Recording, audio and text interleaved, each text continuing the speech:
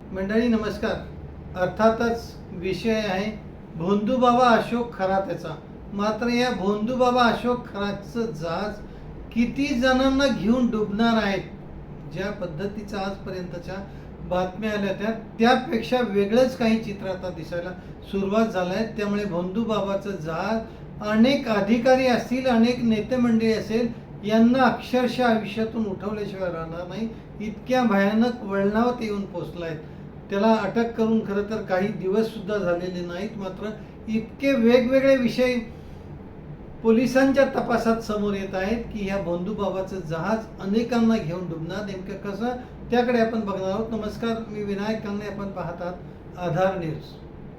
खरं म्हटलं तर भोंदूबाबाचे जे किस्से आपण ऐकलेले आहेत, अनेक महिलांवर अत्याचार केले आहेत, शालेय मुलींवर त्यांनी केले आहेत, गर्भवती महिलांवर सुद्धा केले आहेत. इतकंच नाही तर खरं तर भोंदूबाबा कसा अटकला या मुद्द्यावर जर आपण आलो असेल तर भोंदूबाबाकडे जे कर्मचारी कामाला होते, अक्षरशः त्यांनी त्याच्या घरातल्या महिला मंडळींना सुद्धा सोडलं नव्हतं. इतकी वाईट या भोंदूबाबाची नियत होती. इतकंच काय तर त्याचे नातेवाईकांमध्ये सुद्धा त्यांनी अशाच प्रकारचं बिहेव केल्यामुळे अक्षरशः त्याच्या अंगावर काही वर्षांपूर्वी ट्रॅक्टर घातला होता आणि त्याचा एक हात सुद्धा फ्रॅक्चर केलेला आहे.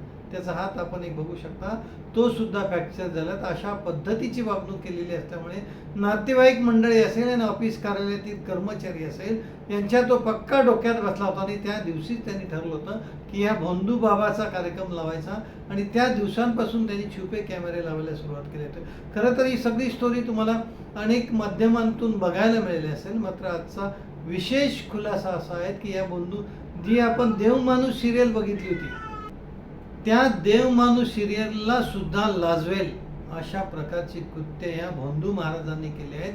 खरं तर त्यांनी अनेक अत्याचार केले, अनेकांना करोडो रुपयांना डुबवलं आहे.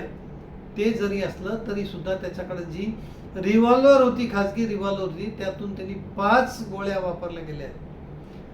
त्यामुळे पोलिसांनी आज न्यायालयात त्याला हजर केलं असता पोलिसांच्या वकिलाकडून सांगण्यात आलं आहे की यांनी कदाचित नरबळी सुद्धा दिले असण्याची शक्यता आहे आणि त्या दिशेने आता पोलीस तपास करत आहेत. खरं तर नरबळी देताना लहान मुलांचे दिले जातात. अनेकांच्या महत्वाकांक्षा असतो, जी अंधश्रद्धा आहेत की अनेकांना मोठं यश प्राप्त करायचं असतं, अनेकांना निवडणुकीमध्ये विजय मिळवायचा असतो. खरं तर अशा वेळी हे नरभक्षक दिले जाण्याची दाट शक्यता आहे. पोलीस आता त्या दिशेने तपास करत आहेत. खरं तर अशा पद्धतीने त्याचा जो फार्म हाऊस आहे, खरं तर तिथे जर पोलिसांनी शोधलं तर त्यांना अनेक मृतदेह सुद्धा सापडण्याची दाट शक्यता आहे आणि पोलीस आता त्या दिशेने वाटचाल करत आहेत. विषय इथे महत्वाचा हा आहे की नरबळी जरी या भोंदूबाबाने दिलेला असला तरी तो कुणाचा दिलाय, कुणाच्या कुटुंबातली मुलं त्यांनी नरभक्षक म्हणून वापरलेत, हा सर्वात महत्वाचा मुद्दा ज्या दिवशी पुढे येईल. आणि कोणत्या व्यक्तीसाठी, कोणत्या महिलेसाठी, कोणत्या अधिकारी किंवा कोणत्या नेत्या आणि मंत्र्यासाठी जर हा नरभक्षक त्यांनी दिला असेल तर ज्या वेळेला त्याची वाचा फुटेल त्यावेळेला महाराष्ट्रात प्रचंड हाहाकार माजल्याशिवाय राहणार नाही.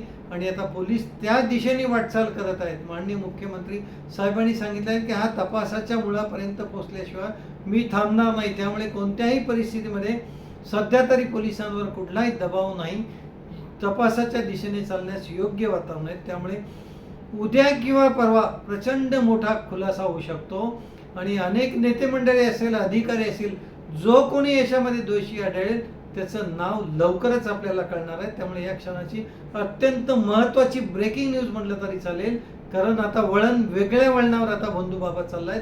फक्त महिलांची फसवणूक आणि आर्थिक फसवणूक नसून आता ही नरभक्षकांचा जो त्यांनी हे केल्यात, अनेक प्राण्यांच्या तर त्यांनी हत्या केलेल्या आहेत, मात्र मुलांच्या सुद्धा हत्या केल्या असण्याची शंका आहे. आणि त्याचा उलगडा ज्या दिवशी येईल त्या दिवशी महाराष्ट्रामध्ये प्रचंड मोठा स्फोट होईल. या क्षणाचा हे अत्यंत महत्त्वाचा अपडेट आहे.